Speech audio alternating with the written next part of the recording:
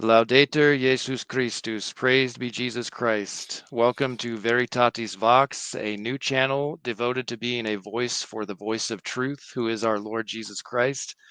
My name is Matt Gaspers, and I'm very excited to be joined by my friends Anthony and Rob from Avoiding Babylon. I've been looking forward to this discussion. We had to postpone because last night Rob's family had a little family emergency with a kid being sick. We're very glad that Iggy is feeling better. So welcome, guys. Glad to host you tonight.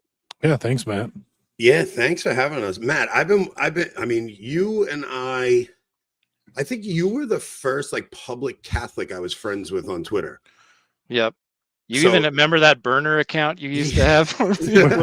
with the long hair?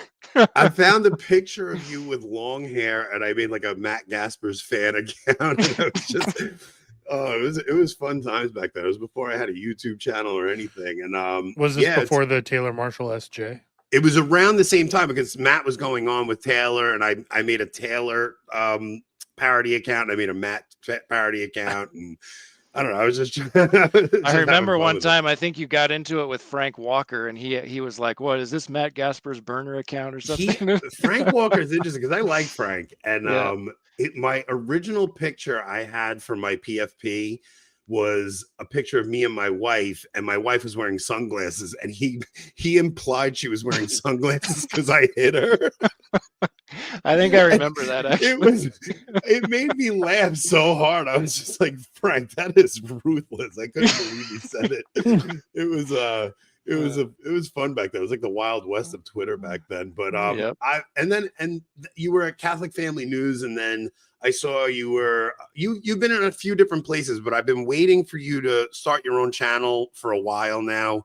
And I always knew that you'd succeed the best as just having your own thing.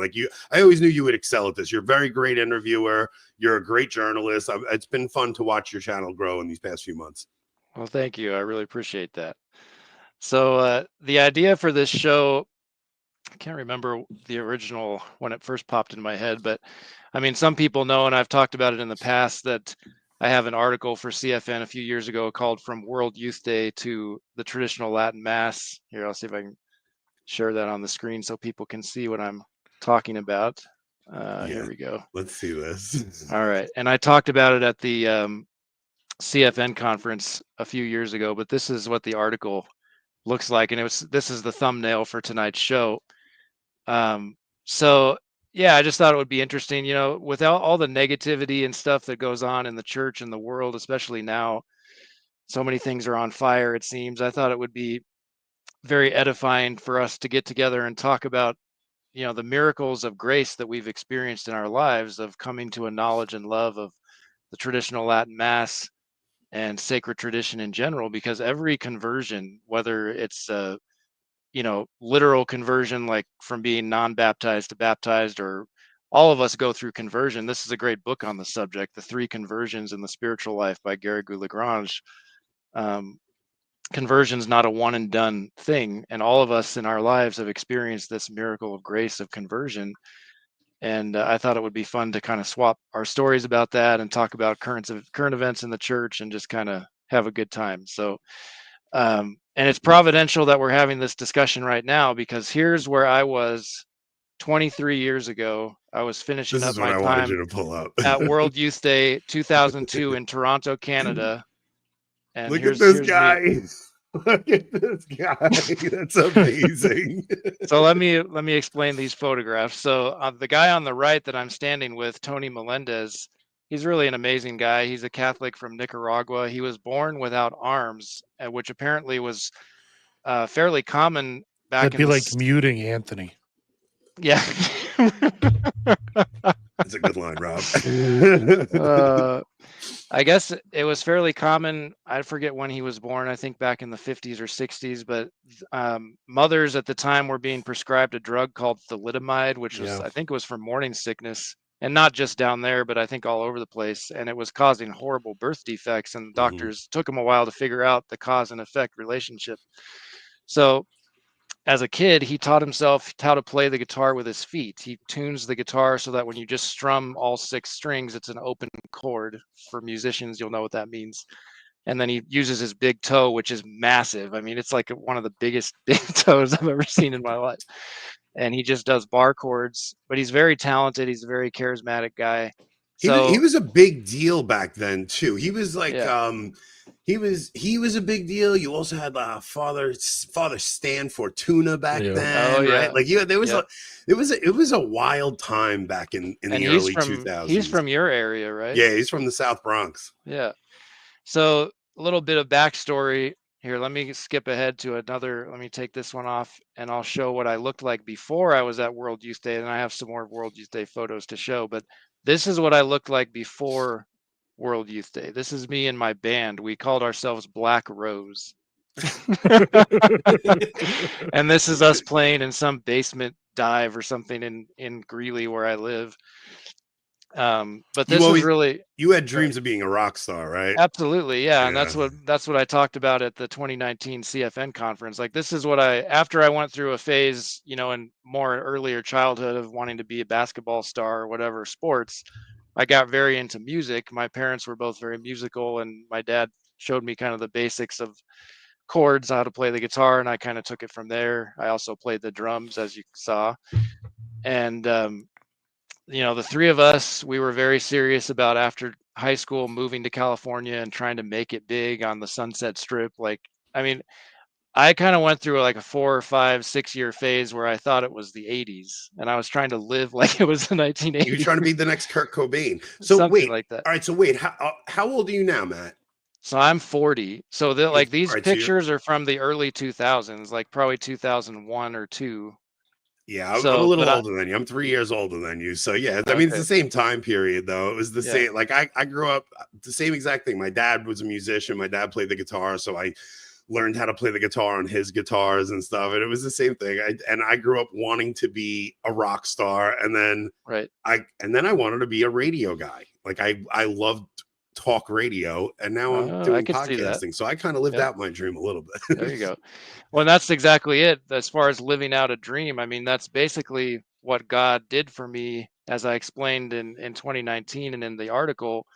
So, my parents were very concerned about the path that I was on, and rightfully so. Like, the devil has a way, like, and I watched a documentary years after I got out of the band and all the heavy metal stuff. It's called They Sold Their Souls for Rock and Roll. I think it's from Good Fight Ministries. It's a Protestant outfit. So, fair warning there. But I mean, they do a deep dive on the history of rock and roll and the major artists, and I mean, it is very much permeated with satanic stuff, and it's no joke. It's like the real deal, serious Aleister Crowley kind of terrible stuff.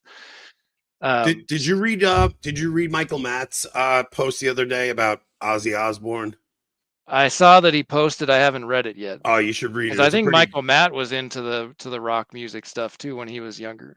yeah, he just talked about how Ozzy, it's all fun. Oh, oh, he was just goofing around as a Satanist, but no, he was bringing that imagery to kids throughout the world and Exactly. singing about Aleister Crowley. I mean, he had a song called Mr. Crowley, and it was just that is my favorite rapper. Yeah, like that we were even saying like some of our favorite rock bands growing up. I mean, Metallica, even it was all dark imagery. Master of Puppets is about cocaine, and it's Right. all drugs and dark stuff. So Right. Right, it is definitely. I mean, and the example that I always give when I talk about this and how desensitized you can get, even as a practicing Catholic, because even when I got into this music, and I don't think my parents were thrilled about it, like my dad was always, he was a young guy in the six. He graduated high school in 1964, and he never got really into the hippie stuff. He was more into like Leonard Skinner and the Allman Brothers, and I like that stuff too. I was just listening to that the other day when I was driving for work, actually. But the heavy metal stuff, I think, was concerning to them because they understood the lifestyle that goes along with it. So my mhm. mom got in her head. I really needed to go first. I needed to get involved in youth group, the Life Teen program, and we can talk about that more as well. But she really wanted me to go to World Youth Day. She was hoping that I'd have some kind of life-changing experience. And despite all of the shortcomings of World Youth Day, and there are many, um, God did use it to that purpose. He brought good out of it. So I went from doing this to, after I got back from World Youth Day, I quit my band because God basically spoke to me through that experience. And let me go back a couple slides here so you can see. So here's where we started. So this is a picture of the drum set from a distance that I got to play on this bit, like the main stage at World Youth Day 2002 Toronto. And That's this such will a trip. kind of give you an idea of the size that we're talking about. Like, I got to live my dream of being a quote unquote rock star for that few days. I played with Tony several times on the main stage and at other little venues where World Youth Day was being held. And it's kind of like how I interpreted it. What I felt like God was speaking to me through that is, if you live your life for me, this is what I can do for you. I can make and the scripture that comes to mind is, delight yourself in the Lord and he will give you the desires of your heart. But we have to have our hearts purified first, because the desires of our fallen hearts are obviously not good for us. So So, this was so kind you of were like 18, like 18 years old, 17, right? 18. Yeah. 18 years old, playing before what, 150, 200,000 people, a It million was people were there. I don't know exactly the number, but yeah, and these are some of the other people who were playing there. So from left to right, it's people. This guy's regularly on the radio. Like, if you listen to pop Christian music, this is Matt Maher. You Mm-hmm. probably heard Yeah, I know People have Matt Maher. probably Yeah. heard of him. This is when he was still relatively unknown. And then Steve Angrisano is obviously very well known for those who attend like youth masses. I forget the name of the songbook they use, but he's written tons of those songs. And then me there with my headband on and my Dream Theater shirt on. I think I had gone to a Dream Theater concert shortly before World Youth Day. And then this guy is Tom Booth, who's also very well known in youth Catholic circles. So yeah, I kind of felt like I got to live my dream, and I realized at the same time as um, living out the dream, God was also giving me the grace to recognize, like, you can't, now that you've experienced this, you have to make a choice. You can't have one foot in the world of satanic heavy metal stuff and one foot in my kingdom. You have to choose. Yeah. And thanks be to God, I chose him. And it was a process. Like, I kept my long hair for years after that. I didn't get it cut until, I think, sometime in 2005, something like that. So when I first met my wife, I still had the long hair and she wasn't quite sure what to think about that. She was very happy when I decided I was done with it and wanted to get a haircut. So Yeah, you think back to those early years, because I hate the term revert, even because I was always Catholic. I just had a period where I wasn't taking my faith seriously and I was living as though God didn't exist, but I always knew he did, and I was always Catholic.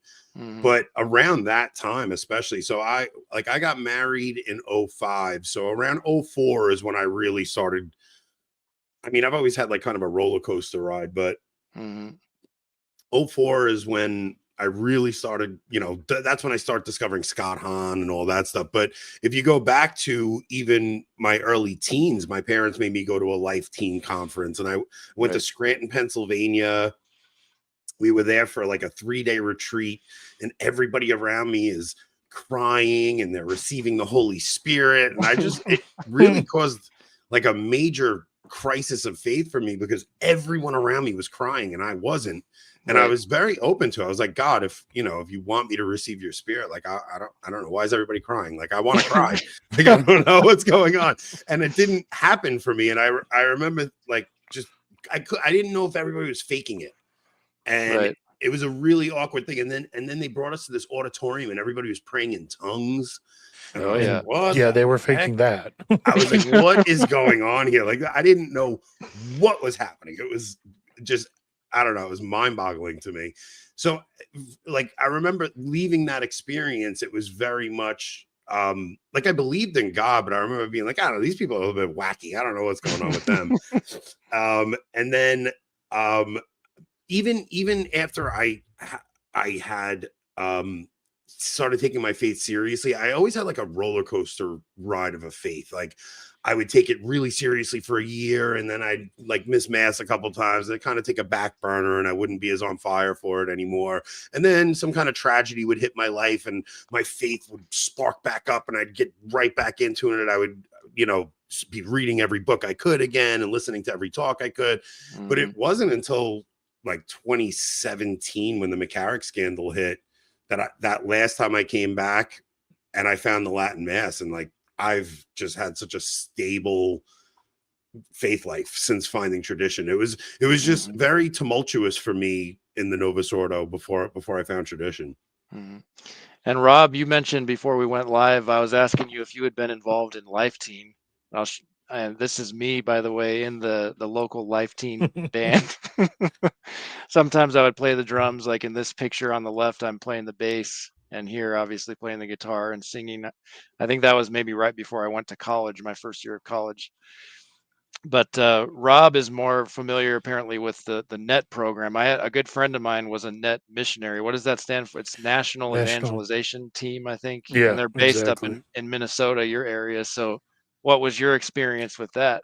Yeah, so I, I'm a cradle Catholic, grew up in what actually was a pretty good parish. It was a parish that had the an adult TLM going back to like the 80s. Oh, okay. But the parish was very much like bifurcated. You had the TLM side and you had the Novus Ordo side, and the two never met ever. So I was raised on the Novus Ordo side, but it was still a really good parish. We did first Saturday devotions. Wow. We had That's rare. That's very rare. Yeah, we had a youth group called the Fatima Cadets.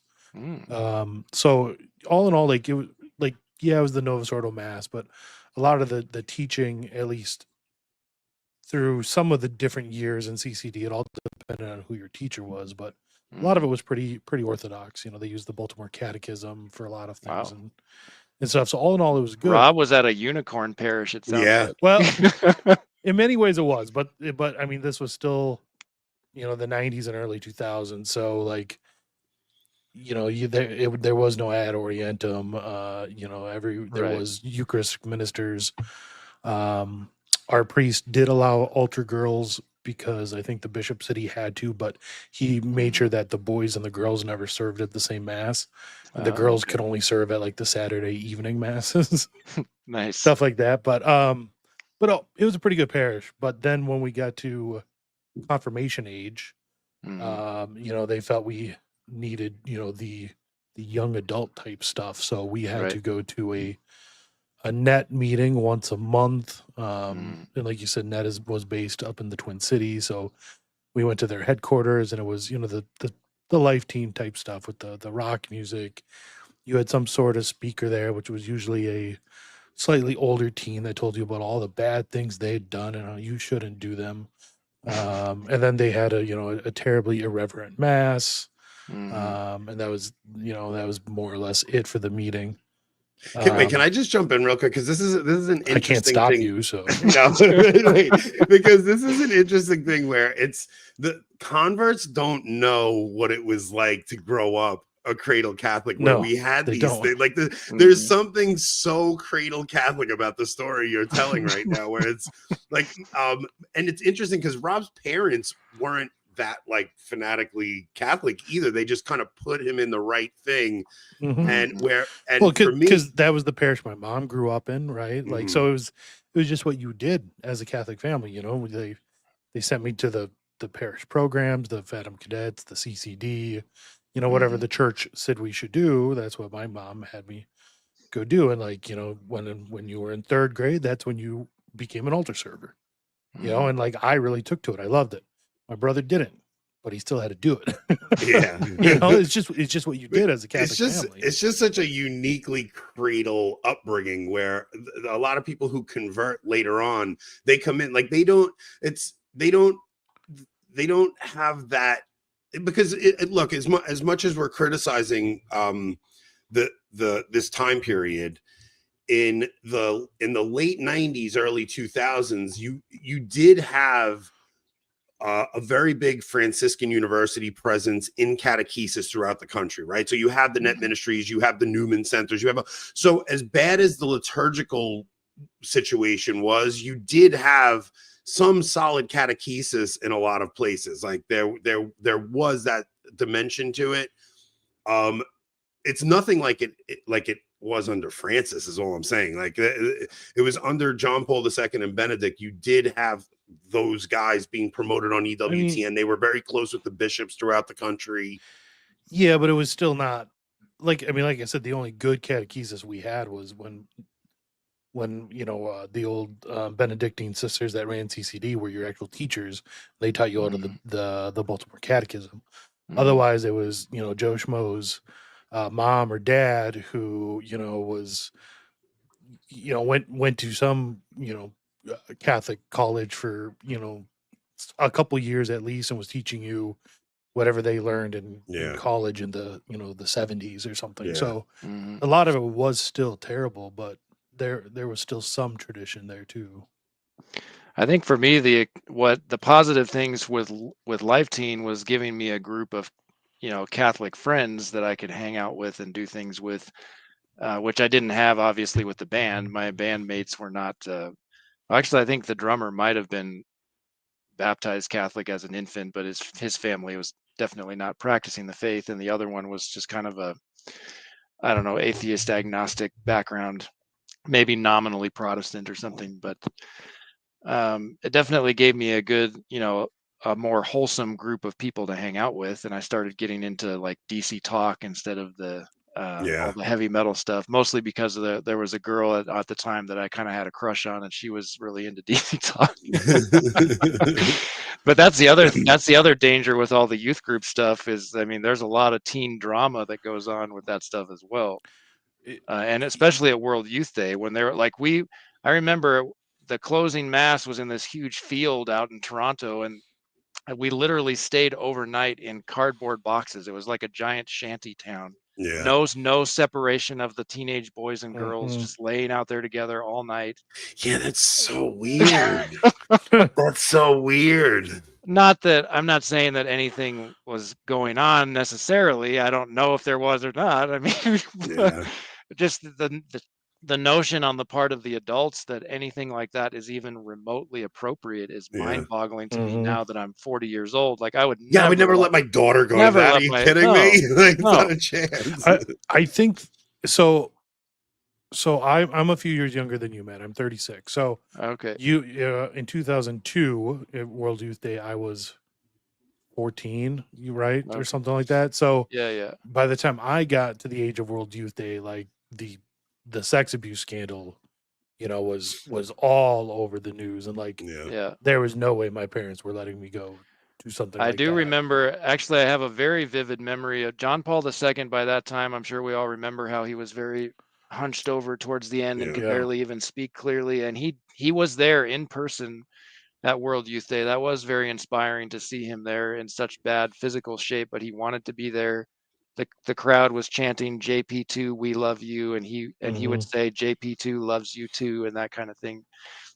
And he got very upset, like very animated during one of his sermons, saying he was addressing the sex abuse scandal that had broken a few months prior, and he was like pounding at the podium in front of his wheelchair saying, that these small minority of men are ruining the vast majority just want to do good. And he was very adamant about that. I think it really upset him. I can't imagine going through that at his age.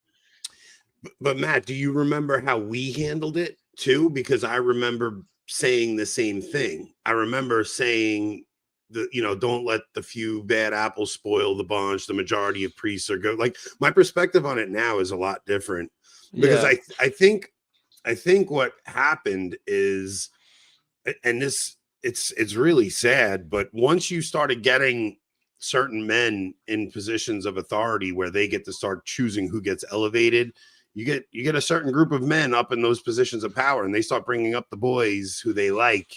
And now all of a sudden the whole hierarchy is made up of all these guys who are into this weird stuff, and that's kind of the part of the unpleasant reality of John Paul II's pontificate. Like he really dropped the ball when it comes to episcopal appointments. That's just the sad reality. And it's not, I'm not saying the crisis is like completely his fault. Obviously, that's not true. But like when I interviewed Bishop Schneider a few days after Pope Leo was elected, I asked him, Your Excellency, if Pope Leo were to ask all the bishops of the world for some, fraternal advice or counsel as to what he should be focusing on, what would you say? And one of the things that Bishop Schneider emphasized strongly is he has to appoint bishops who are Yeah. men of God. He said that over and over. Men, I can't do his accent, but like men of God, like Yeah. very strong.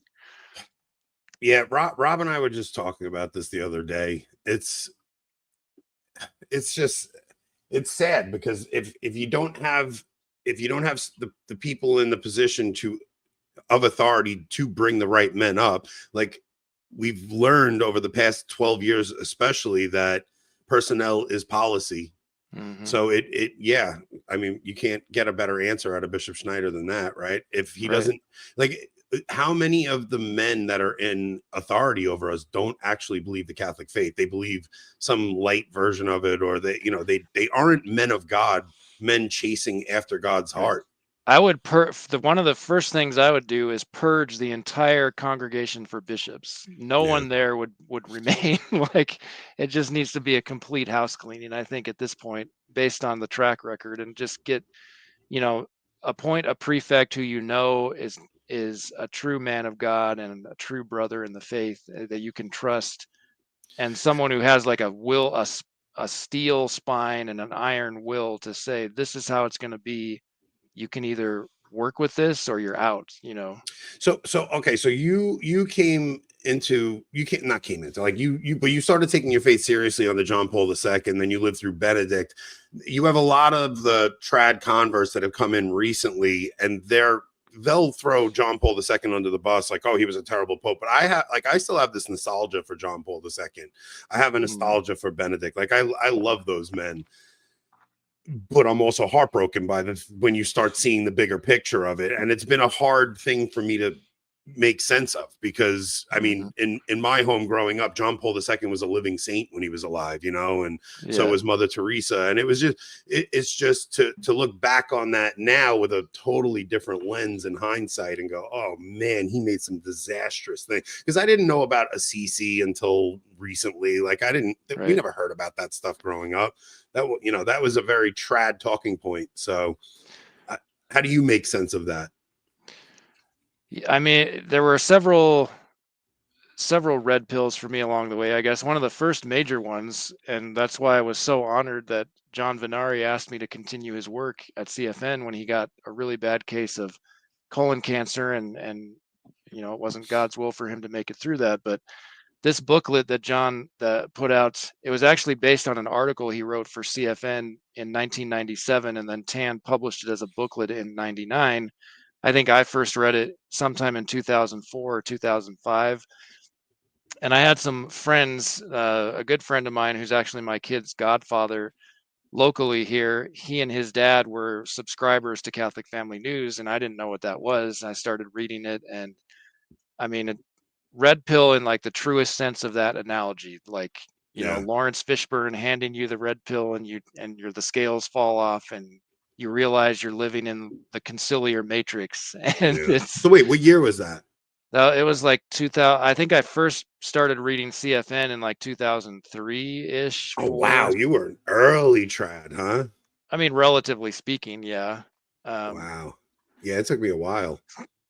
So I graduated high school in 2003. I originally went to St. Mary's University, actually in Winona, Minnesota. I'm sure Rob knows where that is. Yep. It's not a real big town, but St. Mary's is fairly well known. Was right by the SSBX seminary. Exactly. Yeah. It's funny, when I went there, I was warned to stay away from the weird guys. I think it was up on a hill. Yeah. The guys who wear the cassocks, you don't want anything to do with them. Stay away from them. And that was the SSPX seminarians who would, they'd even during their recreation time playing sports or whatever. So I think some of them would come down to St. Mary's. We had a pretty nice gym, like field house, I think it's called. And they would come down there sometimes to do, sports, basketball, whatever. So yeah, when my first year of college, and also kind of an extension of the Life Teen Youth Group. And this is what started getting me moving in the direction of tradition. We had a gentleman in the local area here who had done quite a bit of study of the church fathers, and this definitely appealed to our friend Joshua Charles. We all know how much he loves the church fathers, but this series, at some point I got introduced to this series by a Father Jurgens, called The Faith of the Early Fathers. This is volume 1, and there's a volume 2 and 3 on my shelf behind me, but it's like snippets of the church fathers, based on different theological topics. That's kind of the nice thing about this, the division of this book. Like, there's an index, a doctrinal index, that's what it's called, and you can just go through like any particular doctrine, and there's lots to go through, whether it be about God or the nature of tradition or the Gospels, any particular topic, and you can see what the church fathers had to say about it. Yeah. So the way that they were describing the Mass, like I remember one quote from St. John Chrysostom where he says something to the effect of, when you see our Lord immolated on the holy altar and all the angels and saints gathered around, how do you know that? Do you not realize that you're already caught up into heaven? Something like that. I forget the exact quote. And I remember thinking to myself, wow, that's definitely not what's happening on Sunday when I go to Mass. Yeah. Like, It's like, lift up your heart. We lift them up to the Lord. Do you really? Do you yeah, really, exactly. guys? And I think so. It's kind of a combination of reading the church fathers and reading definitely stuff like this and learning about the modernist crisis. I think Yeah. that's even more than the whole Freemasonry thing. Learning about this is like infiltration before infiltration. I mean, Mhm. this is like Yeah. infiltration, the proto infiltration. Um, yeah, and obviously I'm referring to our friend Taylor Marshall's book, but learning about all that. And John had such a way he was a very effective communicator. He was also in a rock band back, like when in his heyday, like in the 70s. He and I had a lot in common in that regard. And he was just really gifted at speaking to the common person in a way that they could understand, even though he could also go toe to toe with PhDs or whoever Yeah. else. Just a very gifted communicator. So Yeah. See, back then, I remember coming across like what's it called? Like Michael Matt's videos and being confused. Because I didn't even know like what the Latin Mass was. And I was like, wait, what's going on here? Are these like, what is happening? And I remember the first time I came across the Diamond Brothers. I oh was my, like, what yeah. is this? I Funny was story. so lost when I saw my first Diamond Brothers So video. do you guys realize the Diamond Brothers were the monastery that they run, quote unquote monastery that they run now? That's where John Venari was a brother as much as he could be. He lived the Benedictine rule. I forget for how many. It was like definitely more than a decade. Like in his early 20s into his early to mid 30s, I think he was at that Holy Family Monastery.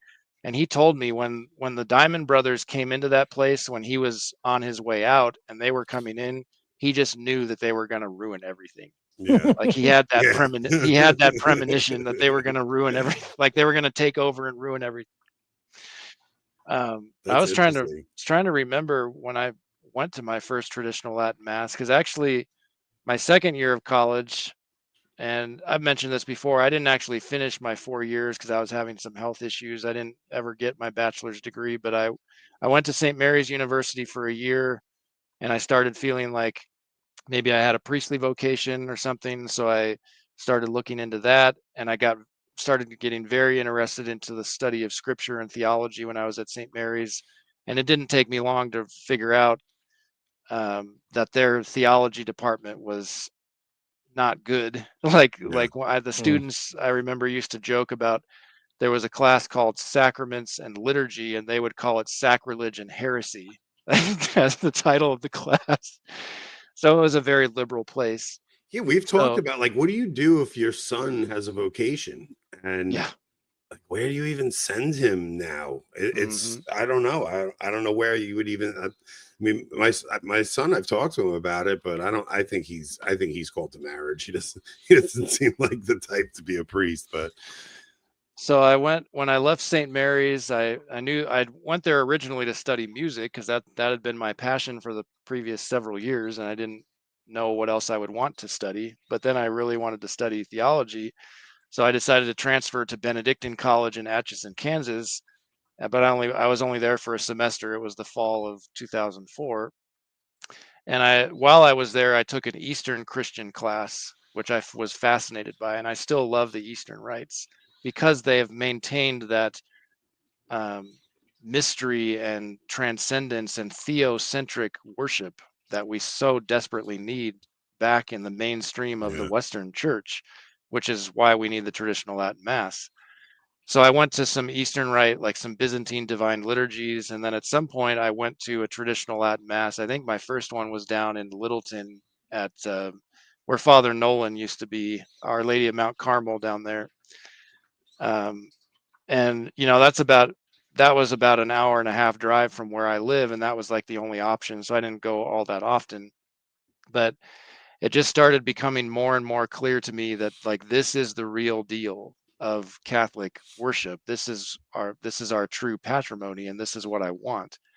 Because to go back to the whole Life Teen kind of charismatic movement for a moment, we were talking before we went live. It's like that can be a good first um, stepping stone or a starting point for your spiritual life. But if you stay there, it's actually very spiritually dangerous, Mhm. and it like stunts your growth spiritually.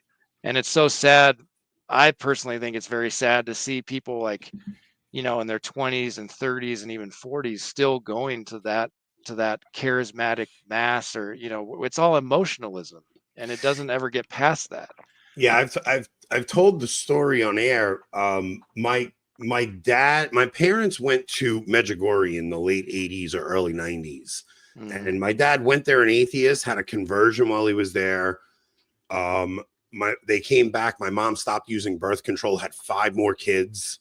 So there was 4 of us, and then she had another 5 kids, like one after the Oh, other. So wow. I mean, there was some very good fruits from their trip to Medjugorje. My Right. father then starts playing guitar at the church and stuff. But Hmm. because of that emotionalism, his conversion didn't really stick. So after a few years, he stopped attending mass, and then it wound up going back to where he just I'll say this on your channel. I won't say it on mine, but I've had arguments with my dad because in front of my kids, he'll say Protestant things in front of my kids. Hmm. And I'm just like, Dad, do me a favor. Like, you screwed up raising me in the faith. Like, don't try to do that to my kids. Like, I've Yeah. gotten very frustrated about it. Um, and it had a lot to do with him trying to catch those spiritual highs over and over. And Right. eventually, if you go up the mountain and there's only one thing to do is come down from it. And I Right. had a similar experience in the Novus Ordo where my faith was like a roller coaster like that. And I found stability in tradition where I've never had that before this, and Hmm. but I did always love a conference here and there, and I would get excited when I would listen to a certain talk and things like that, but nothing like what I have now. So I mean, I think you're 100% right. I think if you stay in that spiritual emotionalism and try to catch those spiritual highs, when that wears off, you're kind of left stranded and in the ravine. Yeah, Hmm. when they had us do all that for our confirmation, right? And like the confirmation program was your last year in faith formation in the parish, so they have you go to these meetings once a month, and then you have to go to a weekend long, retreat put on by Franciscan, the Steubenville retreat, basically, Hmm. which is just more of that same stuff. And then you get confirmed, and that's it. That's where they Right. leave you. Right Hmm. at the time you're also, just about to graduate high school and go off to college and stuff. So, Hmm. they they give you all, like you said, all this emotionalism.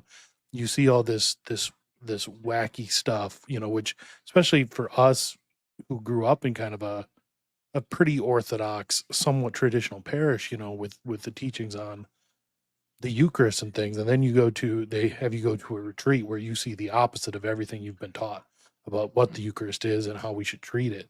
You know, it's like and that's where they leave you. You feel like, well, none of them are taking this seriously as they Right. push us off into the world, so why should we? And like Mm-hmm. looking back at the like my group of friends from my parish growing up, like there's like 3 of us out of like 30 kids, who were in that class that still practice the faith at all. Yeah. I mean, it just left us stranded and pushed us to the wolves. Yeah. So, Rob, did you attend your first TLM at your home parish, or was it somewhere else? I actually did, but it was it was 2019, so it would have been like 12 years after I graduated high school. Oh, okay.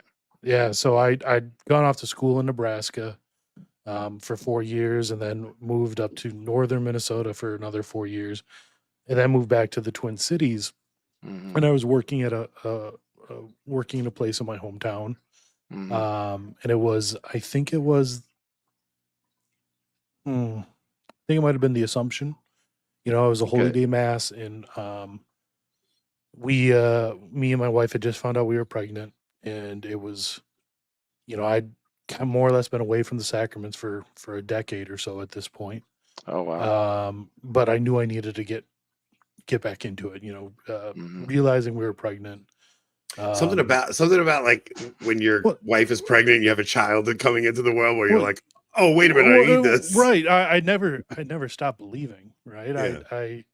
I just stopped living it, and realizing now that I was going to be responsible for a child's soul, it made me really feel the need to take it seriously again. So we were in the process of my wife, who was raised Baptist, so she was going through RCIA to come into the church, Mm-hmm. and we were going to mass.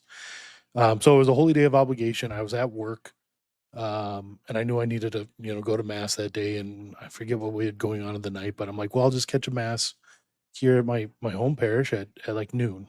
Mm-hmm. So on my lunch. So I looked up mass times, and I saw that the only one available was a noon Latin mass.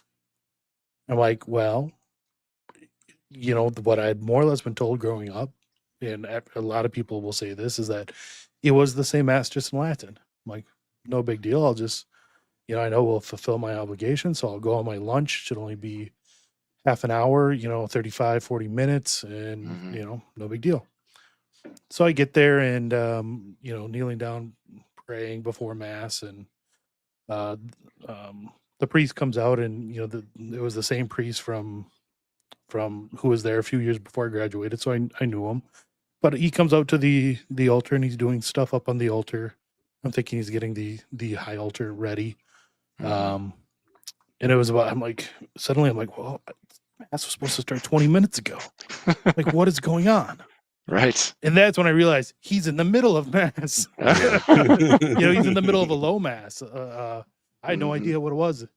And I'm like, this is not what I was told it was. What is up with that? So I get back to work that day, and I spend the next 4 hours, my second half of the day, just looking stuff up online, what the Latin mass is. Well, how's it different?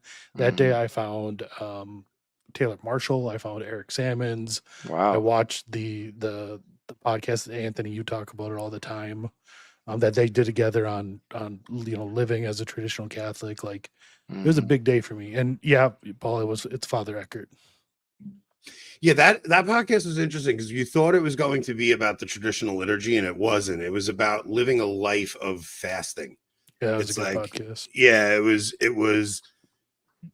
if you're going to be a traditional Catholic, you actually have to get into a rhythm of life where you're fast, fast, feast, fast, fast, feast. You don't just Mhm. do what you want. And it was a lot to do with like all of the preconciliar penances that were required and fasting for certain amounts of time. That was when I gave up meat on Fridays from hearing Mhm. that podcast. It was a lot to learn in a compacted time period. I remember during Mhm. that era. Yeah, that was a crazy time. That was 2019 was an interesting year for sure. We had for many reasons, but two events that stick out in my mind because I so working for Catholic Family News, I didn't start covering church stuff full time until 4 years into the Francis pontificate. Middle of 2017 is when I started working for Catholic Family News, and so 2019 in February we had the Abu Dhabi Declaration, the document on human fraternity, which heretically claims that God, the pluralism and diversity of religions and the whole list of other things, sex, race, language, whatever, are willed by God in his wisdom, which is a true statement for those natural characteristics, but it's obviously not true when it comes to religions. And then, several months, so that was in February. Then in October, we had the whole Amazon Synod fiasco with the ceremony in the Vatican Gardens that certainly looks like a bunch of indigenous folks bowing down in a circle with the wooden statues in the middle. Whether or not they had idolatrous intentions or not, I don't know. God knows. He'll be Man, the you judge think of back that. to when that happened, though. You But think back to like that actual event and how shocking that was, right? For all of us, that imagery of the group sitting in the hippie circle and they're bowing. And I remember when I first saw that imagery, I was so shocked. Like I was like, oh my gosh, you're talking about the abomination of desolation in the Vatican right now. That's what it felt like. Right. And even if that wasn't, like, I'm willing to entertain the possibility that those statues were not meant to represent Pachamama, whatever. I don't care. I don't care. That gesture is the inevitable result of what was done is scandal. If you were to show that video, like let's just pull it. I have it pulled up actually. So let me add it to the studio here. We're just gonna watch. I think you're this. softening your stance. I think Pope Respector got to you, Matt. Let me think see Pope here. Respector got to you. I think he got you to soften your stance a bit. We're gonna put this up, and I just want people to see this. Like this is what I posted the other day, because this guy Pope Respector on X, Twitter, is going after Taylor just kind of randomly. It's not even the anniversary of the event. I don't know why he decided to pull this out. I think it's because they all have lost relevance without Francis in, and they're just desperately trying to drum up like this is their heyday. This for them, this is like their big thing. So they have to just keep going back to this thing that happened all this time ago because it still triggers people. So I think so just watch the video and think to yourself, if you didn't know the context, if you're just a random person, non-Catholic on the street, what would you think if you saw this? Delegazione della Amazzonia entra cantando remei remei o remato al centro del mandala, dove lasciano gli strumenti e i simboli. I mean, first of all, just before we go on, it's so laughable that anyone thought that it would be convincing to say that's Our Lady of the Amazon. Like they were saying it was the visitation. It's Our Lady visiting Elizabeth is what they tried to convince us of. It's so absurd. Like I don't think they even took it seriously. They were just in like hyper damage control. We got to say something to make this look better. So let's continue. Di acqua, terra, semi e martiri. We got some liturgical dance going on here.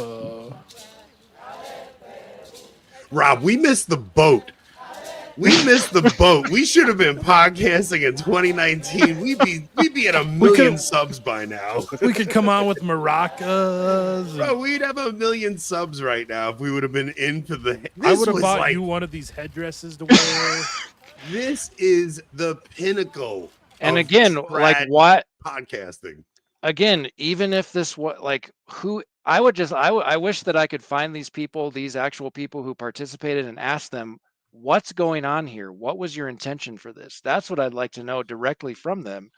And also ask them, do you not understand how, especially from a Western perspective, this is very scandalous, like just the gestures and what's going on. I don't know why you're giving them so much grace here. Like, no, we're worshiping idols. I don't care what you tell me. Like, stop it. They're there worshiping some ancient demon, kneeling, bowing. Like, don't tell me that's not what they're doing. I'm not an idiot. man, we didn't wipe out paganism enough. Come on, look at their faces painted. Just stop it. This is nothing Catholic about this. Don't you dare try to gaslight me. I don't care what Pope Respecter says. I don't care what Michael Lofton says. Do not try to gaslight me. Look at what they're doing. I mean, calling a statue like that Our Lady of the Amazon. I mean, what it is nominalism. You're saying that's not what it really.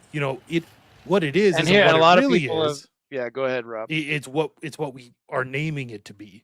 It's like, And no, yeah. that is a statue that is well, number one, it's not from the Amazon, it's from the Andes, and it Right. looks just like every other piece of Pachamama art. So in essence, it's Pachamama, but they're like, oh no, but we call it Our Lady of the Amazon. It doesn't matter. We don't take a statue of Artemis Ephesia and say it's Mary. Right.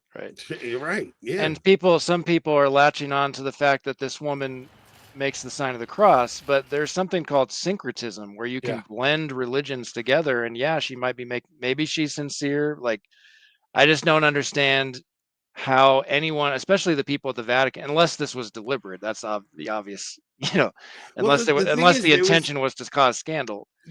That's possible, but there was even something so off-putting that, remember, Francis was supposed to like participate in it, and he wound up just saying the Our Father in Latin and walking away.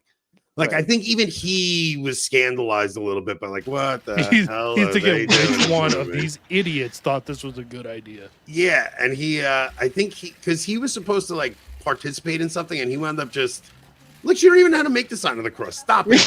Just knock it off. Knock it off. I'm too tired of the people pretending this is a hoax. Just stop it. I don't care. Who cares? It happened. It is what it is. Whatever. Right. It's Look at him. I go back to this. Corporate wants you to find the difference between these two pictures. Oh man. You know what though? I'm telling you, like there was something exciting about that time, as bad as that was, where you had to, I would get in my car on my way home from work and I had to see, okay, who's talking about this? I need to know what's going on. What John Henry Weston said something. Taylor Marshall said something. Tim Gordon said fiery homily I ever heard was from our boomer Novus Ordo priest at that time about it. And I'm like, oh wow, even he thinks this is a really bad thing. Yeah, man. I think this was right around the time, I won't say his name, but you say that 5 seconds before you always say their name. I just don't want to get him in trouble. He's a priest, but I met a certain priest at this time, and I remember talking with him and trying to like I was trying to gauge where he was at with all this, and I was like, I know Francis is the Pope, but like I'm a little scared. And he goes, no, there's something off with that guy. Don't worry about it. I'm like, I can trust this guy. This is awesome. He ended up being the priest who wrote my exemption letter to get me out of getting the vaccine. Oh, nice. So it was nice. Like I developed a friendship with him at this time, and he was the only priest who would hear my confession and give me the sacraments during the pandemic, all that. And he just, I'll cherish him for the rest of my life. I still, every chance I get to see him, I try, because he doesn't live that close to me. But yeah, it was an exciting time to be Catholic, man. I mean, you can look back on the Francis papacy and think of it as all as dread, but I don't know, that something about that period fired me up in my faith, and it made me start taking everything more seriously. There was a very apocalyptic, it was just very apocalyptic, the Francis papacy. You've been really bored the last 3 months. Leo's boring. Do something crazy, Leo. Come on. I think a Francis pontificate was necessary. Yeah, and I think God knows all things. He worked it out that way in his providence to wake up many, many souls who otherwise would still be asleep. So too. I think it was ultimately for the good. God uses all things for the good for those who love him. And I think that it was a bit of a wake-up call to a lot of people. And look, there's a bit of complacency that's happening right now, because I think we all are, as a Catholic, you have the instinct that you don't want to criticize the Holy Father. And he hasn't done anything that worthy of criticism. But I think it cannot continue on where Mike Lewis claims he's his guy and we claim he's our guy for too long. Like, that has to, at a certain point, there's no way he can please everybody. So I don't know I don't know which side's going to break, mean, but there will be a break. It seems to me like the other side, like say Lofton, Lewis, like don't they seem closer to like actual mental breaks than ever before? Well, I don't know. I like So the whole what's thing this with deal with Lofton is at the Vatican now? Is yeah. that So correct? here's the thing. Lofton, before he went to the Vatican, though, started talking about how Muslims and Christians and Muslims can be saved Through Islam. through Islam, like the Whoa. good in Islam, they can actually be saved. And I think he was doing that to kiss up to the guys at the Vatican to get invited to the Vatican because those loonies over in the Vatican want to hear stuff like that. And he got a Wow. freaking invite. Well, So I don't know, right, man. but his associations got him not fully invited. Well, the association with Alex got him the invite to begin with, and then the Alex Gerardo situation is what got him taken off the actual agenda. So he's over there staying with a cardinal, but he's not allowed to participate in the actual events because they're trying to distance themselves from him because And of his what close is the association. event exactly? What exactly did There- he get invited to? That's there- what I'm confused about. There's a lot of content creators in the Vatican right now. So is it like for- through the dicastery of communications or something? That's Yeah. exactly what Okay. it is. Some Jubilee event with influencers. Okay. So James Yeah, like a Martin, for example. Well, that's just it. And Anthony Stein did a story this morning about how like the secular media is even criticizing it. They're like, why is the Vatican using hot priests? Like they're using like these attractive priests to go and I think Kennedy did an episode recently on that where he's like, That's there's funny. something a little off about all these influencer priests with it, just a little too soft on the eyes, and because I love Father Mike Schmitz, but he I saw Cameron Riker as one of the younger influencers. He asked him the other day, what advice would you give to young men who are dealing with struggling with pornography addiction? And Father Mike said, first off, I just want to say, don't be too hard on yourself. And then he gave the advice to make sure you change your habits and don't put yourself in any place where you could have the near occasion of sin. And there's nothing wrong with what he said.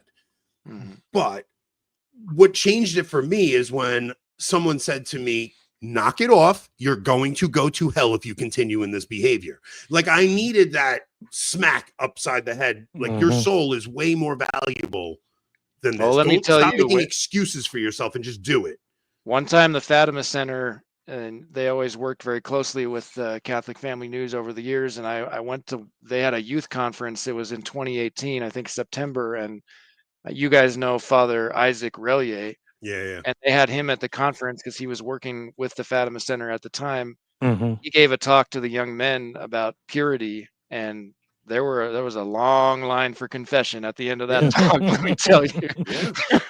Father Isaac doesn't mince words, man. I'm telling you, he has a way. And look, there's different men need to hear different things, but I'm the kind that needs a Father Isaac talk to smack me upside the head. That's just how it's just the way my brain functions. And until I heard, because if I kept hearing this over emphasis, look who Pope Respect is here. Yeah, he's been in there for 10 minutes. The Here's what he overemphasis says here. on mercy, he was not as harsh as Anthony. Oh, knock it off, Pope Respect there.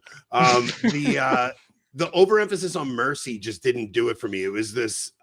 I needed to hear, no, you're going to go to hell if you continue in this behavior, and that was what actually made me make a life change years ago. Great so I book don't know. on the subject. I interviewed Monsignor Charles Pope. This is a really good read, and it's not just fire and brimstone. It's like, this is explaining what the nature of hell is and how people end up there, and it's not just mass murderers. It's not just Hitler. Like, it's a real danger. And that's like another part of my journey to tradition was definitely the message of Our Lady of Fatima. And I've also learning about things like Eucharistic miracles, but also the miracle of the sun, like being confronted, kind of smacked in the face with the reality that God is still working like biblical level miracles in the world today. How are you going to respond to that? Yeah, and if you got to see in person the Eucharistic miracle of Lanciano, didn't you? Yeah, I did. I saw I think 3 Eucharistic miracles while we were in Italy. But if you think about it, if Our Lady is showing hell to 8-year-old Jacinta or what is it, Francesco? Francisco, yeah. Francisco. Like, if she's showing hell to 8-year-olds, why is it too harsh to show it to adults? Right.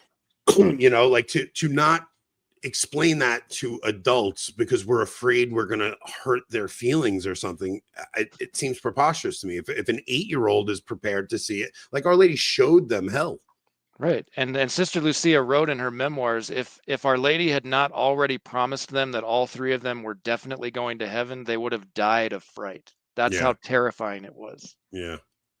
Yeah. I mean, it's just, I think that the messaging, and it's funny because you see a guy like Barron will in one breath say, you know, after the council, they stopped teaching like how unique Catholicism is and the high demand it puts on people. And then in the next breath, he's saying, dare we hope all men are saved. Like the messaging of dare we hope all men are saved is just a bad thing to tell men. It's just, it's not spiritually healthy to tell men. It just isn't. Men need to hear the dangers of fire and brimstone at the next corner. And that's what Monsignor Pope emphasizes in this book. Sorry, Rob, I'll let you talk in just a second. But he emphasizes the person who talks most about the danger of eternal damnation in the Bible is our Lord Jesus Christ. He mentions points that out way more often than he does heaven. Right. But yeah, I was just gonna say, men we're all or nothing. You know, you give us the littlest bit of wiggle room, and we're gonna take it. You know, so it's got to be all or nothing with most men. Yeah, you see, that's why so many men are going to Islam, because Islam actually puts some demands on them. Well, relatively, they claim to. They really don't. Well, it's just a very masculine thing. It's like, oh, we're going to war.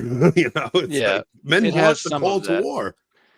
I don't have it on hand, but a lot of people don't know, St. Thomas Aquinas actually roasts Muhammad really thoroughly in his Summa Contra Gentiles. Let me see. I'm going to see if I can pull that off my shelf, if I can reach it here, because it's just so fun to actually, I think I have it. I know where I have it. I quoted it in my Fatima Islam booklet. I'll see if I can pull that up while you guys are talking, and I'll get back to it. Yeah, I remember, speaking of this, I remember you had a conversation with Tim Flanders at one point, because I was thinking about this a lot and I had mentioned it to you, and then you guys wound up doing a show on it where talking about, will the Muslims play some role in the eschaton? Because there's got to be a connection where Fatima is Muhammad's daughter, and her and Our Lady are the only women that they show any kind of praise to in the Quran. And then Our Lady appears in Fatima.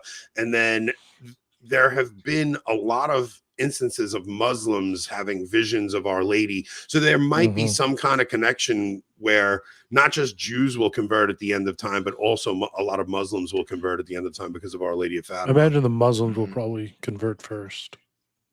Prior to the I'll share this for anybody who's interested. This booklet is based on a talk I gave at a Fatima Center conference in 2016. It's called Fatima, Islam, and Our Lady's Coming Triumph, if anyone wants to check it out. But let me put this on the screen here.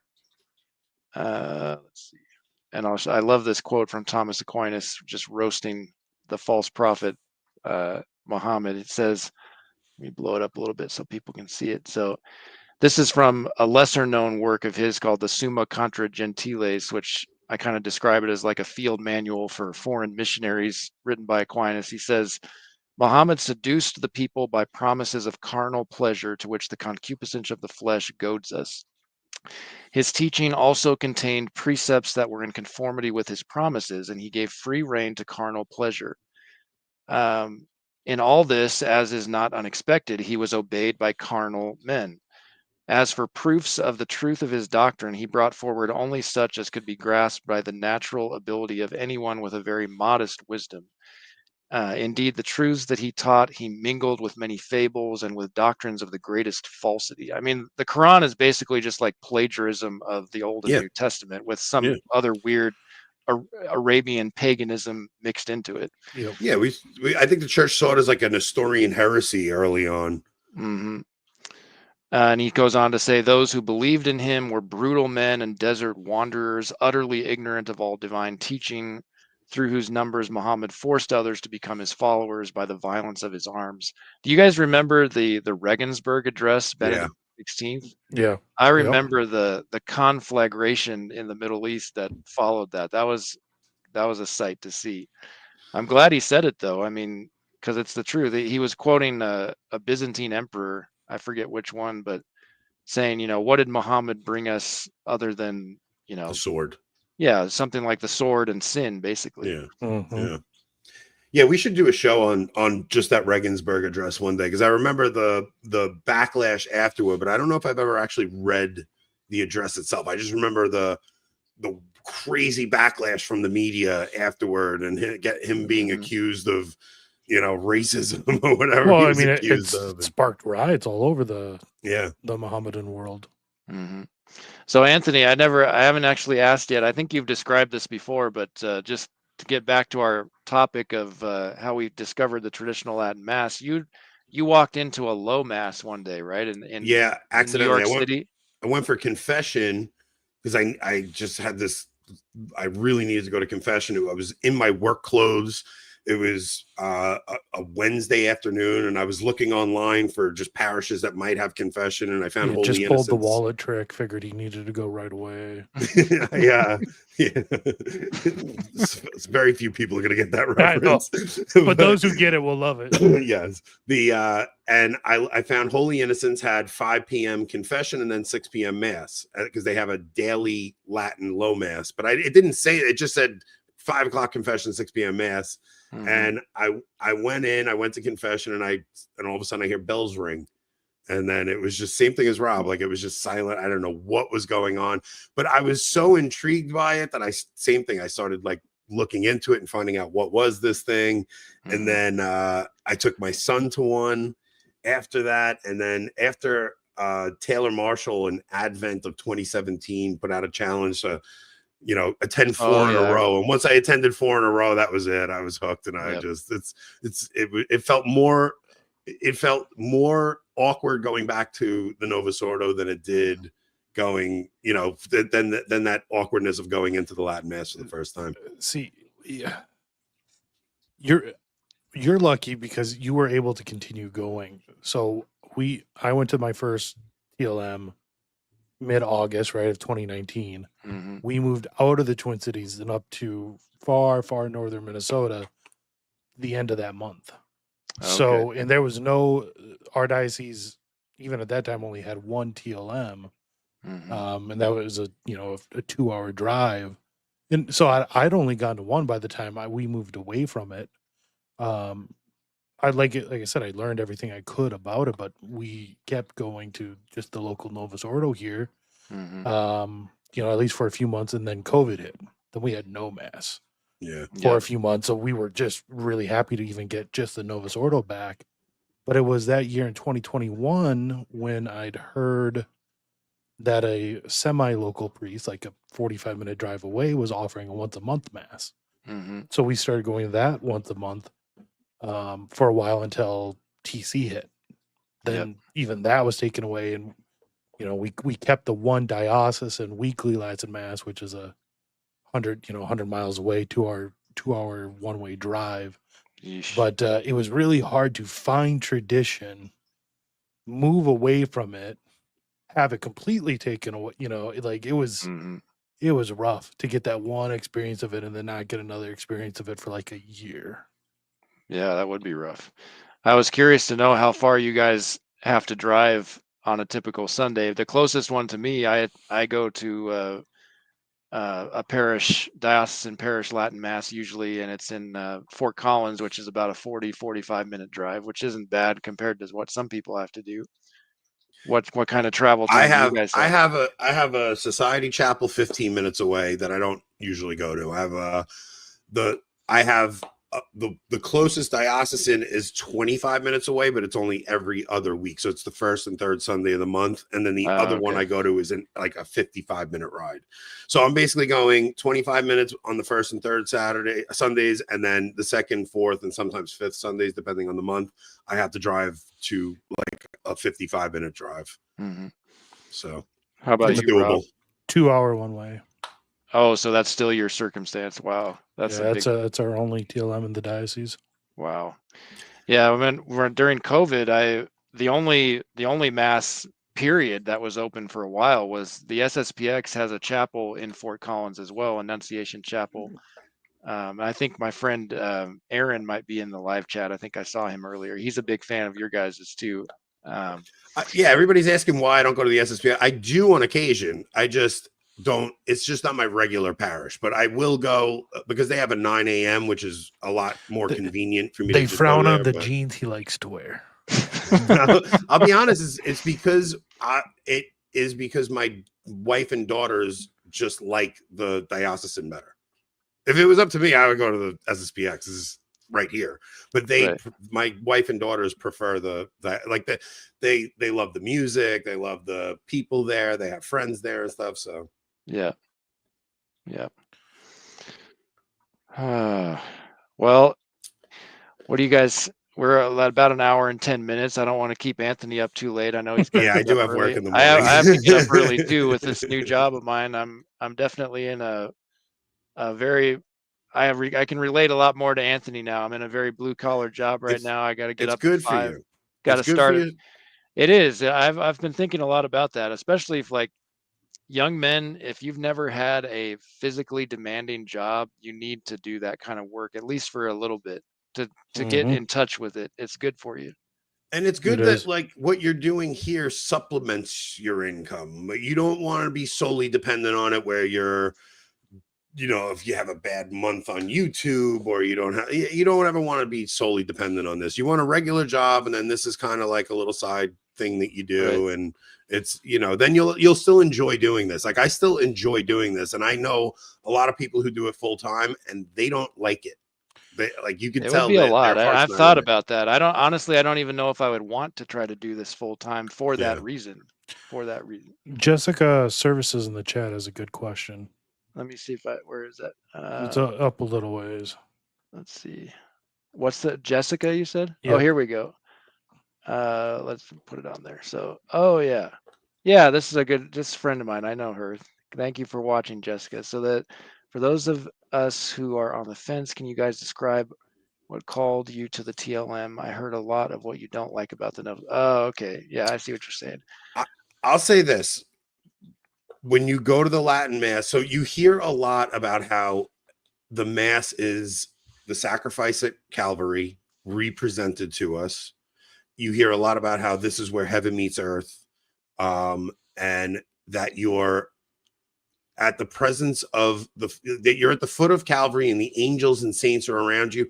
Nothing will connect for you more than going to a Latin Mass to witness that. It's just what you're seeing at the Novus Ordo is it almost takes you out of what you should be experiencing when you go to a Mass. There's definitely a cognitive dissonance there when, like me, being raised in a fairly Orthodox parish, learning about the saints, learning about like Saint Tarcisius, who as an altar boy, the nuns taught us a lot about Saint Tarcisius and always mentioned him because he's the patron saint of altar boys, and he was a young teen who basically gave his life protecting the Eucharist during the Roman persecutions.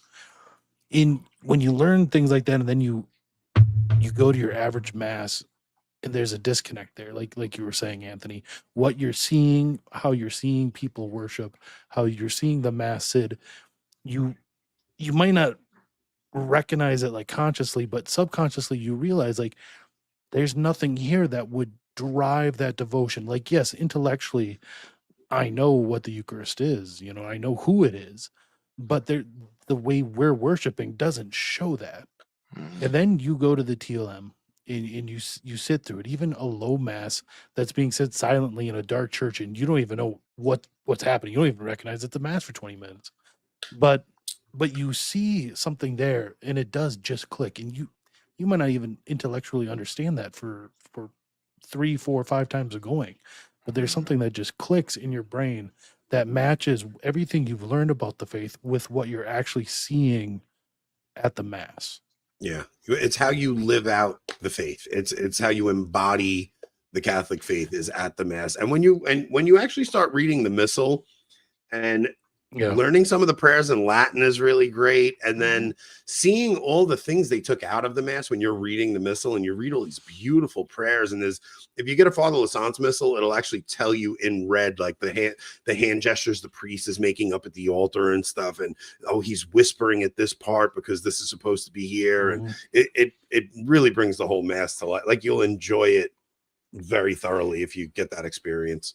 I'm going to put an article that I wrote in March of 2024 in the live chat. I'd encourage folks to read it. It's connected to the crackdowns of Traditionis Custodes. It's called "Is a Reverent Novus Ordo Just as Good?" Because that's essentially the argument that's being made by this bishop in the article that I mentioned. But that's ultimately the argument of Pope Francis, that he actually claims this in the letter to bishops attached to Traditionis Custodes, that everything that's in the traditional Mass that Catholics love about it is in the Novus Ordo, which is a ridiculous. Yeah, it's so funny, right? When demonstrably false. But I'll just put this up on the screen for a minute. And I do want to offer a caveat. I'm not one who thinks that it's like a sin to go to the Novus Ordo. That's one strong disagreement that I have with the SSPX. And Bishop Schneider brings this up in Christus Vincit, where when he was the apostolic visitator for them a few years ago, he mentioned this to them, like it's his way of describing the Novus Ordo. I agree with. I think it's the best term to use is it's deficient, but I don't think that it's evil. Not, at least not in the moral sense. In the philosophical sense, yes, it's evil in that it's lacking good that should be there, but it's not sinful to go. If I don't have access to a Latin Mass on vacation or something, I still fulfill my obligation at a Novus Ordo. I won't just skip Mass because I don't have access to a Latin Mass. Right. I recently just changed my position on that personally. I don't know. I don't. For me, it was more my kids. Yeah. Like, especially traveling. It depends on what your local Novus Ordo is like. Like, if it's truly going to be a scandal and a danger to your faith, that's one thing. But I think there are Novus Ordos that's not the case. Anyway, I just wanted to give that as kind of a preamble to this article. So I didn't write the article to like convince people if you don't have a traditional Latin Mass, then you shouldn't go to Mass at all. I'm just saying, like, the purpose of this article is to show what's been taken away from us and the differences, because a lot of people, especially I think, the boomer generation, were made to think that the Novus Ordo or the traditional Mass there's no difference between the two missals. Like, it's just the Novus Ordo is just the Latin Mass in English. That's what my own parents thought for a while. That's what I thought growing up. Yeah, with bad music. And that's definitely not the case. I do it in this article. I provide a side-by-side comparison of the ordinary, like the fixed parts of the Mass, so people can see. This is from I think the Latin Mass Society of England and Wales has this side-by-side comparison that I have some screenshots of. But you just see, like, even from the very beginning of the Mass, we start with Psalm 42, and it's all theocentric from the very beginning. It's addressing God. It's not addressing the people. And that's what I say in my article, that's the difference. That's the main difference, I think, between the traditional Mass and the Novus Ordo. The traditional Mass is theocentric. It's focused on God. He is the object of our worship, of our attention, of everything. And in the Novus Ordo, and the biggest like visual cue to that is as ad orientem and versus populum. That one difference makes a world of difference. I remember that point being driven home to me during prayer several times when I was first learning about all this stuff. Like, it just made sense to me that, wow, I've been to makes so much sense. I've been to versus populum TLMs though. Really? Yeah. Well, that is bizarre. Yeah. Well, it's because they were literally facing east, right? No, it's because at Christmas time, it's a parish that does both forms. And at Christmas time, they put poinsettias in front of the altar. So the priest doesn't want to move all the poinsettias. So he just does it versus populum. So it's for like 2 weeks during Christmas, but it's every year. And here's another interesting point that I bring up in the article. So in the traditional Mass, the first time the priest addresses someone other than God is during his recitation of the Confiteor. Prior to that, he's been talking exclusively to God. Mm-hmm. And it's only when he says, and to you, brethren, during, referring to the deacon and subdeacon if they're present, or the server, more commonly in parishes. So it's just so theocentric. Mm-hmm. And then talk about our friend Ryan Grant talks a lot about this because he's ethnically Jewish and he grew up going to synagogue or temple or whatever. And he recognized when he first started learning about all these differences, the offertory prayers for the new mass are Jewish table blessings. Like they're basically from the Talmud, more or less. Mm-hmm. That's what he explains. And what would be the purpose of replacing this prayer on the left, which says, receive, O Holy Father, Almighty and eternal God, this spotless host, which I, thine unworthy servant, offer unto thee, my living and true God, for my countless sins, trespasses, and omissions, likewise for all here present, and for all faithful Christians, whether living or dead, that it may avail both me and them to salvation unto life everlasting. What is the point of replacing that prayer with this? Blessed are you, Lord God of all creation, et cetera, et cetera. Well, you Like, see, back in Weimar, Germany, there was a group All of. right, we can't do this. No, yeah, it really is. I think we all know the reason why it was changed, but obviously it's crystal clear that the purpose of the offertory in the old mass, it is a sacrifice and Mhm. propitiatory sacrifice for the living and the dead. Now, nothing on the right side is technically heretical. We do bless God, who is Lord of all creation, and through his goodness, we've received the bread we offer him. It is fruit of the earth and work of human hands. And our Lord says that he is the bread of life. There's nothing actually heretical about that, but it's not expressing what it's supposed to be expressing, Mhm. which is that the Mass is a sacrifice. And think about this as well. Like, I think these prayers, remember that in the traditional Mass, the faithful, the laity, weren't even hearing the offertory prayers before, Right. but now for decades they've been hearing these Jewish table blessings, thinking that's the offertory. And of course, they're not. If you ask the average Catholic at a parish, what is the Mass? Very few people are going to say it's a They're sacrifice. going to say the Last Supper. They're going to say something else, but they're not going to use the word sacrifice. And why would they, after they've heard these prayers Mm-hmm. for decades, telling them it's just an exchange of gifts, like. Yeah, even like they have the lady bring the gifts up to the. It's Oh all. man. It's one of the worst parts of. Oh, All right. hate that. All right, one but of I the- do have work in the mornings Yes. because I would do the Weimar Germany Oh, boy. conversation, but that's a whole episode on its own. Well, one thing, I guess the last thing I'll say about the TLM is one of the things I learned when I first got into the TLM and how it connects to like our faith is I saw some stained glass work that was of a French priest during the French Revolution, and it depicts him going up to the guillotine, right? And it shows him saying, "No, camera, why are you zooming in?" I hate Love when that. it does It wasn't that me. to him. I love when it does that Oh, to him hold on a out second. of nowhere. Now you Okay, can whatever. go We'll there. deal with it. All right. It shows. I forget the priest names, but he's a saint and martyr now.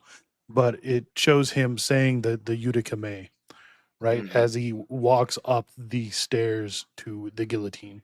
He's basically, he would be saying the Judica Me in the TLM as he's walking up the steps to the altar to offer Oh, wow. the sacrifice of the mass. So he's saying the Judica Me, basically offering himself, as a sacrifice to God at the guillotine. And like, I realized as I was reading that and learning about that, like Catholics for 2,000 years, well, whenever the Judica Me entered the TLM, which was probably like 6th century, whatever, Catholics for 1,000 years would have just implicitly understood that stained glass and what it meant and what that priest was doing.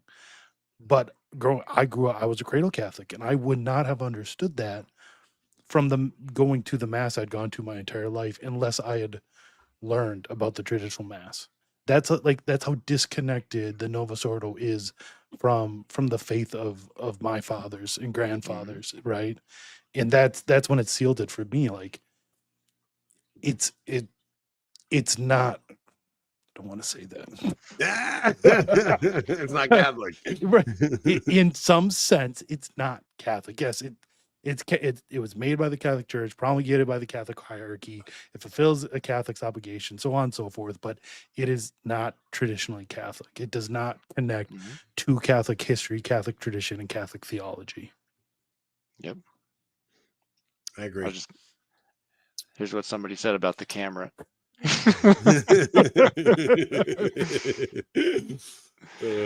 Oh, thank you guys so much for coming on. I really appreciate it. We got a good sized audience right now. We're about over 500 joining us live right now. Oh, nice. So thank you to everybody who's been watching. Make sure to somebody I think it was actually Pope Respecter asked in the comments earlier why there's not an option for a super chat. And the answer is that I haven't yet gotten around to even figuring out how to monetize my channel. Are you so serious? That's the answer to that question. You clearly qualify for it. Yeah, I gotta get around to that. I've been working a lot of hours, so it might be. I'm sure you have the subs, but it might be like total hours watched. Yeah, that could be the case as well. You'll have to give me a tutorial off air or something. I'll help you with that. Definitely. All right. Well, thanks for having us, Matt. Oh, yeah, last thing I was going to ask you before we go, like, what do you guys what do you find most interesting or most concerning right now in the church of the world? What are some stories that you're following? I'm just curious about that. I know something that I've been following closely, and I've done a few shows on it. I had Father Maudsley on. I'm being convicted more and more and more. Yeah, for sure. The problems with Christian Zionism are just becoming more and more and more evident to me as time goes on. I'm glad that Pope Leo is speaking up about our Christian brethren in Gaza. I hope that he takes it to the next level pretty soon and actually condemns the state of Israel. Like that would be epic. You're dreaming if you think that's coming, but if you want, but that is an entire show because it's a very big topic because I mean we talk about it a lot on our channel. It's just what's happening in Catholic media in general. I think that will be the divide in the church going forward, and I think it's going to be a bigger deal than people realize. Yeah, I think it's going to be a divide not just in the church, but throughout a lot of the world, especially like on the American, so-called right politically. I think we're going to see a very large split there between your classical liberal, libertarian Israel's, supporting evangelicals versus, Catholics and Groypers. Yeah. I was also curious where you guys are at as far as Pope Leo. Like I'm trying to maintain cautious optimism, but as I've said privately to some folks, like I need to see some action here. It's been a few months. Like I don't know. I need to see some action. That's kind of where I'm at. Let's give him till the end of the summer. Yeah. Let's see when the summer pans out. More than anything right now, like I need a break from it all. So yeah. So I'm willing to ignore a lot of things, at least for the next month or two. It has been kind of nice to have some little more peace and normalcy. I hope we're not like in the eye of the storm right now and everything's just gonna go haywire come August or September when he starts making appointments and releasing his first encyclical. I guess we'll see what happens. But yeah. Somebody says, golly, Matt, let him enjoy his summer vacation. All right. That's funny. Yeah, Mrs. C. He's got till January to stop being boring. He needs a little spice in this papacy. Let's go. Yes. All right. Well, thank you guys again for joining me. Hopefully we can do this again sometime, and I'd be happy to come on your channel as well, and we can maybe do something on locals as well. That would be nice. That would be awesome. Yeah, well, Matt, we'll get you on our channel. We'll plan something, and then we'll do a full 2-hour show. We'll do an hour on YouTube. We'll talk whatever's in the news that day, and then we'll do the Zionism conversation on locals. There we go. Sounds good. All right. All right. Well, thank you everybody who's been watching live. Please do like the video and subscribe to my channel, share it on social media, all the good stuff, and please keep all of us in your prayers, all of our families in your prayers, and we'll keep you in ours. And until next time, God bless you all and have a good Sunday evening. Take Thank you, care. Matt.